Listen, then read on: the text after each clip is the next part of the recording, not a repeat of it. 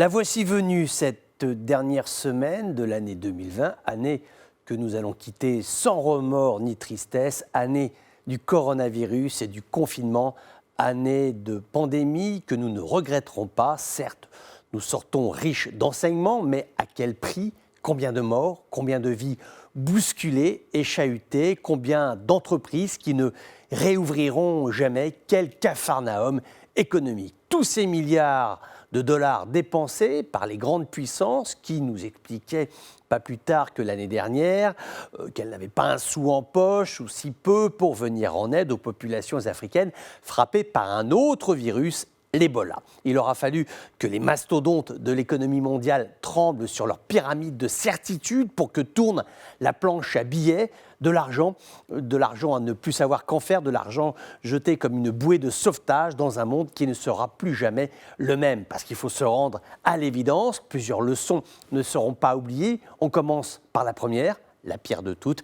Les grandes entreprises du CAC 40 et celles qui font la vie des grandes places boursières ont compris qu'elles pouvaient tourner avec moins de personnel. Le télétravail, ou ce que l'on appelle le temps partiel entre la maison et le bureau, eh bien, ça fonctionne plutôt pas mal. Et de la confidence de certains, des entreprises ont commencé à imaginer un monde avec 25, 30, voire 40% d'employés en moins. Et cela fonctionnerait toujours, peut-être même cela fonctionnerait mieux. Le télétravail, justement, parlons-en. Nombre d'employés ont compris que leur présence physique sur le lieu de travail n'était pas nécessairement indispensable, ce qui est une opportunité pour tous ceux qui se lassent de la ville et rêvent d'un exode à la campagne. Ce point est, me semble-t-il, positif, une recontextualisation de nos vies respectives avec un appel clair à la qualité de la vie, un monde sain, un monde plus doux, plus humain, car le confinement, ça a été ça aussi, des retrouvailles,